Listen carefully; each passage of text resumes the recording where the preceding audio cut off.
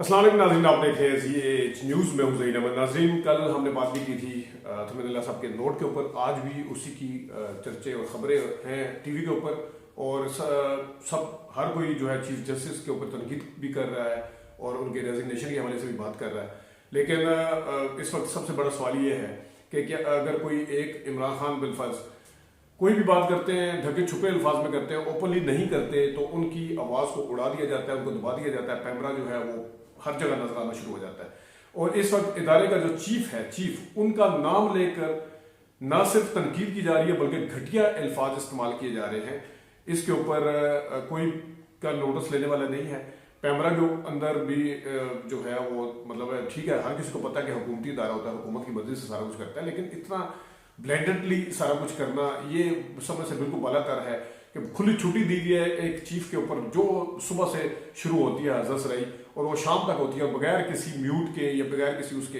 अव्वल तो उनको दिखाने नहीं चाहिए, उनके ऊपर कॉन्टेम्प्ट लगनी चाहिए, लेकिन ये शायद मेरे ख्याल में हुकूमत खुद इसी तरफ महाजराई की तरफ जा रही है।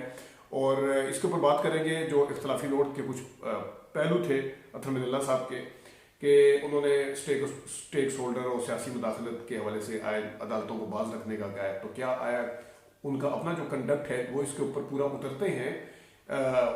उसके हवाले से जरा अहम नुकता है वो डिस्कस करेंगे।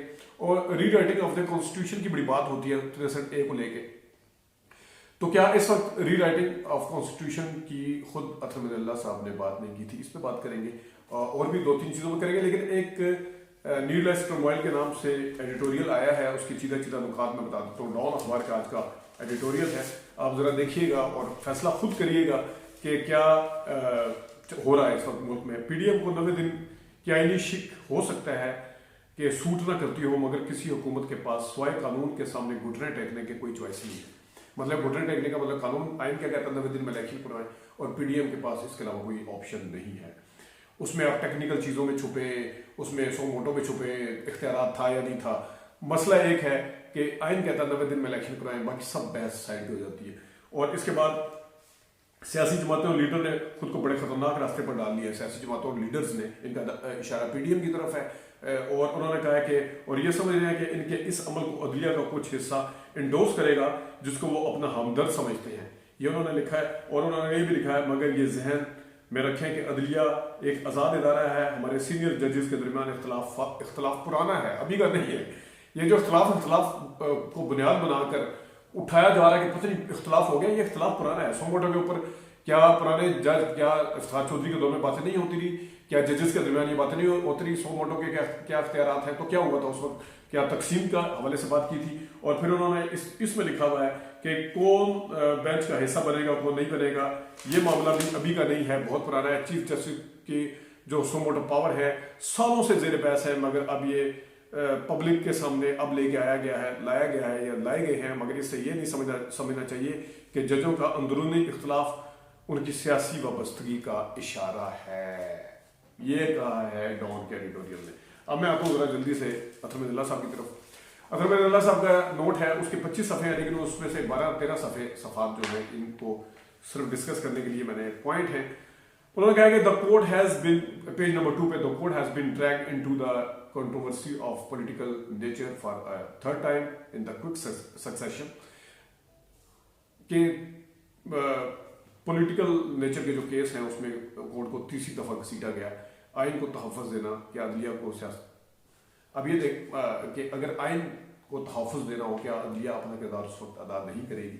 और ये जहन में रखिएगा कि ये पॉलिटिकल उसमें घसीटा गया है। ये नुकता जरा जहन में रखिएगा, आगे मैंने डिस्कस करना है। फिर उन्होंने 63A को भी यहाँ पे मेंशन किया, जिसको नून लीग अक्सर मेंशन करती है कि 63A rewriting of the constitution था जो पंजाब असेंबली में हुआ था, और 25 बंदों की वोट न डालने की भी बावजूद भी उनकी वो कलअदम करार दे दी गई और सीटों से उतार दिया, सजा हुई है, जो भी था वो 63A। तो ये इस नुक्ते को भी जहन में रखिएगा। ये भी मैं थमीदुल्लाह साहब का, क्योंकि अपना एक चीज़ है, अभी आ जाती है। अब थमीदुल्लाह साहब ने खुद केपी असेंबलीज के ऊपर बात की थी और पंजाब असेंबली में कि असेंबली को क्या तोड़ना ठीक है? क्या असेंबली को जो है पंजाब और केपी असेंबली को तोड़ना, और वो भी किसी के इशारे की तरफ तोड़ना? आपको याद है यही बुनियाद बनाकर शायद वो बेंच से अलग भी हुआ था। अब तो वो कह रहे हैं कि मैंने डिसएसोसिएट नहीं किया था, रिक्यूज भी नहीं किया था, लेकिन उन्होंने अपनी राय दे के ये खुद अलग भी हो गया था। अखबारों में रिपोर्ट भी वो कल की मैंने वीडियो में आपके साथ ये सारी चीज़ें डिस्कस भी की थी। तो उन्होंने ये नुकते उठाए थे केपी असम्बली के हवाले से और पंजाब असम्बली की रेजोल्यूशन के हवाले से कि क्या ये हो सकता है या नहीं हो सकता। ये इस पे अब वैसे तो अतर मिनल्ला साहब ने चीफ जस्टिस साहब के 3 सवालों को उठाया है कि ये सवाल थे सोमोटो में। अब सोमोटो लेना ठीक था या नहीं था, कि इन्होंने दो जजेस ने कहा कि कौन सा कोई और केस लगा हुआ था, ये अलग बात है। काजी फाइसर ने भी खैर इसी तरह की बात की है, जस्टिस काजी फाइसर ने। लेकिन अब सवाल क्या था कि जो कॉन्स्टिट्यूशन की रिस्पॉन्सिबिलिटी है authority appointed date of the holding election करवाने की अथॉरिटी सोमोटो जो है उसके तहत, यानी कि इन्होंने जो सवाल उठाए थे चीफ जस्टिस साहब ने, ये किसकी है। और अगर असम्बलियों की तहलील हो जाती है तो कॉन्स्टिट्यूशन के अंदर उनका क्या वो है, how and when it this constitution responsibility to be discharge, और what are the constitution responsibility and the duties of the federation and the province with the regard to the holding the general election. और election करवाने के लिए सूबाई असम्बलियों की और federation की क्या क्या जिम्मेदारियां हैं। ये 3 सवाल थे। अब मुझे बताएं, 90 दिन में इलेक्शन आइन कहता है, अगर चीफ जस्टिस ने ये 3 सवाल उठाए हैं, क्या ये गलत है। अतर मिनल्ला साहब ने इसके ऊपर बात की कि इन्होंने ये उठाए थे, ज़ाहिर है सोमोटो के खिलाफ थे, उन्होंने वो सवाल उठाए थे, क्या ये गलत है। अगर ये गलत नहीं है तो एक बात है, क्योंकि आइन कहता है कि उसका तरीकाकार कैसा था, क्या नहीं था, क्या था, क्या ये सवाल उठाना गलत है। लेकिन अगर ये गलत है तो अतर मिनल्ला साहब ने जो सवाल उठाए थे, मैंने भी आपको कहा था, वो ये पॉइंट याद रखिएगा, जहन में रखिएगा। और जो पहला वाला मैंने बताया कि पॉलिटिकल मुदाखलत तीसरी दफ़ा ये वो भी, और केपी असम्बली और पंजाब असम्बली को कौन डिसॉल्व करेगा कौन नहीं करेगा, ये भी इस चीज़ को अब खुद अतर मिनल्ला साहब ने कहा कि whether the power of chief minister to make advice for the resolution of provincial assembly is absolute and doesn't require any valid constitutional reason for its exercise। और ये उन्होंने सवाल उठाया, it is the chief minister to make the such advice on his own independent, यानी खुद उन्होंने advice दी है assembly तोड़ने की या किसी की ईमा पर ये सारा कुछ किया था, ये सवाल उठाया। और ये भी सवाल उठाया, if such advice of chief minister is found constitutional invalid for one reason or another whether the provincial assembly। तो ये अगर वो वाले सवाल गलत हैं जो कि आइन के मुताबिक नजर आते हैं, ये वाले सवाल जो आपने उठाए हैं ये तो आइन के मुताबिक भी नहीं है। आपको पता है कि आपने, आइन कहता है कि आप क्या करें, असम्बली जो अगर टूटेगी 90 दिन के अंदर इलेक्शन होगा। असम्बली तोड़ने का इख्तियार आइन ने किसको दिया है, लीडर ऑफ द हाउस को। Leader of the house federal में प्राइम मिनिस्टर होगा, सूबों में सीएम होगा, चीफ मिनिस्टर, और ये आइन उनको इख्तियार देता है। आप इनके ऊपर सवाल उठा रहे हैं क्योंकि आगे उन्होंने नहीं लिखा कि उसने किसके कहने पे तोड़नी है, किसके कहने पे। ये आइन इसके ऊपर खामोश है। हम कानूनी माहिरीन सारे कहते हैं कि आइन के मुताबिक चलना, ये देखना, ये सवाल जो अतर मिनल्ला ने उठाए, अगर इनके बकौल ये वाले 90 दिन के अंदर इलेक्शन करवाने वाले सवाल जो सोमोटो के उसमें नहीं आते या ठीक नहीं है, तो ये वाले सवाल कैसे ठीक हो सकते हैं। वो तो आइन की रूह से आइन के मुताबिक है, ये तो आइन के मुताबिक भी नहीं है। ये reconstitution of rewriting of the constitution है। ये होता है रीराइट। आप 63A के ऊपर बड़ी बातें हो रही हैं, चले वो तो फैसला है, ये तो एक सवाल थे अतर मिनल्ला साहब को। लेकिन आपकी तो इंटेंट तो नजर आई ना कि रिकॉन्स्टिट्यूशन, अपना रीराइटिंग ऑफ द कॉन्स्टिट्यूशन, आप आइन को दोबारा लिखना चाह रहे हैं। आइन को आप दोबारा लिखना चाह रहे हैं। क्या ये सवाल जो आपने उठाए हैं ये आइन को दोबारा नहीं लिखने के मुताबिक कि असम्बलियां तोड़ना किसकी मां पर, ये वो, क्योंकि इसके ऊपर तो आइन खामोश है। आपने तो जो आइन कहता है उसके मुताबिक अमल करना है। और फिर इतने बड़े बड़े अगर मैं कह लूँ लेक्चर दिए हुए हैं कि मुदाखलत नहीं होनी चाहिए, मुदाखलत नहीं होनी चाहिए, मुदाखलत नहीं होनी चाहिए। खुद अतर मिनल्ला साहब ने कहा हुआ है मुदाखलत नहीं होनी चाहिए, या रिक्यूज नहीं किया था, डिसएसोसिएट किया था। ये भी पॉइंट है, मैंने कल की वीडियो में आपको खबर बता दी थी कि उन्होंने अपने आप को लहदा किया था। और यहाँ पे सबसे बड़ा सवाल है कि आप अपने ब्रदर जज के जरिए थे बता सकते थे, वो चीफ जस्टिस से सवाल पूछ सकते थे। वो ये इंटरनल क्या आपने सवाल पूछा उनसे जाके कि मुझे क्यों हटाया गया, हालांकि मैंने ना डिसएसोसिएट किया था ना रिक्यूज किया। ये लंबी बहस है।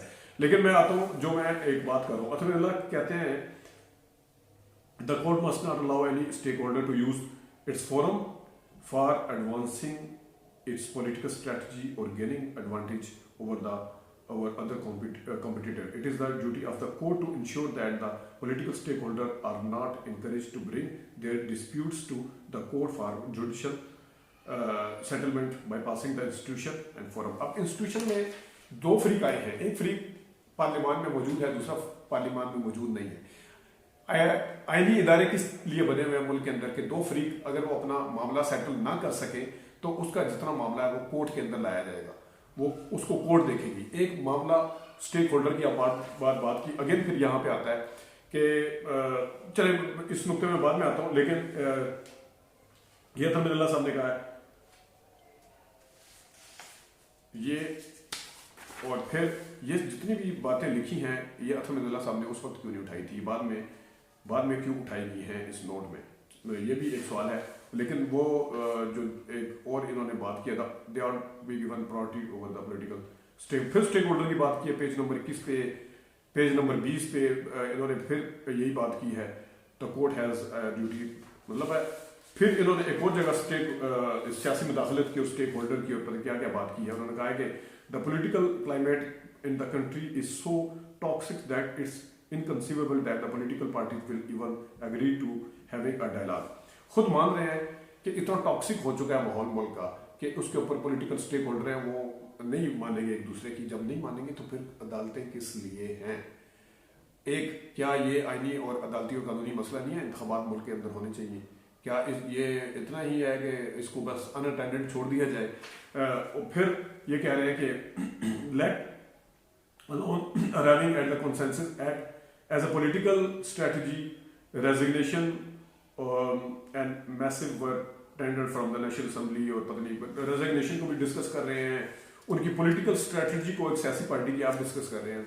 पहला नुकता तो यह है कि आप क्यों डिस्कस कर रहे हैं, जब पार्लियामान की चीजें हैं उसको आपने अपने इख्तलाफी नोट में क्यों डिस्कस किया। क्या है आप अगर सोमोटो लेके चीफ जस्टिस मुदाखलत कर रहे हैं या किसी सियासी मामला में कर रहे हैं स्टेक होल्डर की, आप तो पहले आपने सीएम तोड़ सकता है नहीं तोड़ सकता, उसकी इंटेंट क्या थी, पीछे कौन था, ये भी आपने एक किस्म की मुदाखलत की। फिर ये आप उनकी पॉलिटिकल स्ट्रेटजी किसी पार्टी की क्या होती है क्या नहीं होती, ये आप जो सारा कुछ डिस्कस कर रहे हैं, क्या ये मुदाखलत के मुतरादिफ नहीं है, कि इंटरवीन करना नहीं है।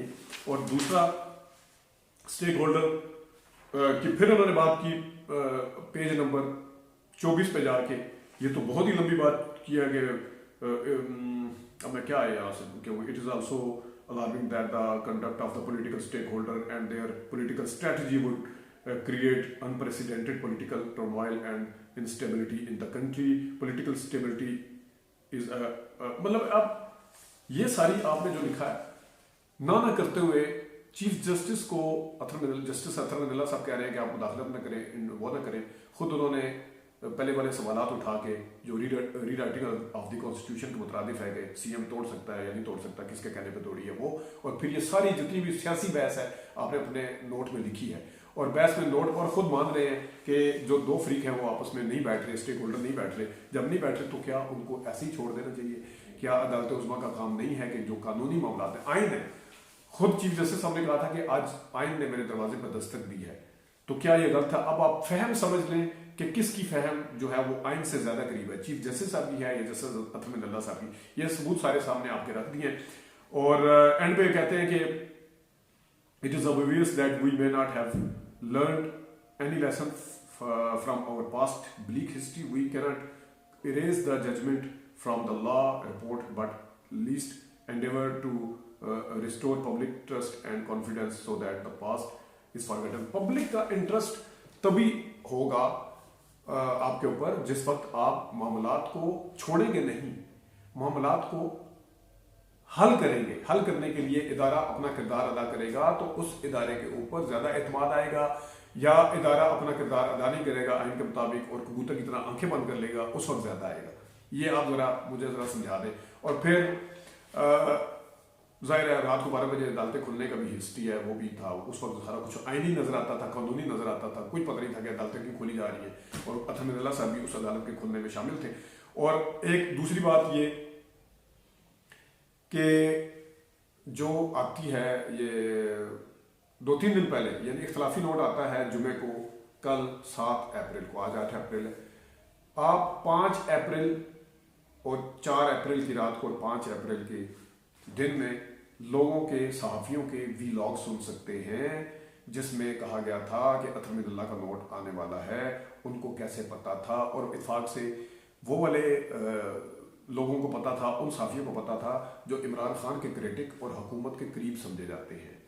ये कैसे पता था कि अतर नजला साहब भी एक नोट देने वाले हैं और आने वाला। चले अगर नोट का ये है तो ये सवाल उठाया जा सकता था कि नोट आना चाहिए, क्यों नहीं आया। ये तो नहीं कह सकते थे कि आज शाम तक उनका नोट आने वाला है, ये उनको कैसे पता चला था। ये कुछ बातें थी जो आपके साथ डिस्कस करनी थी। अभी तक के लिए इतनी, अपना ख्याल रखिएगा, इजाजत दीजिए, अल्लाह हाफ़िज़।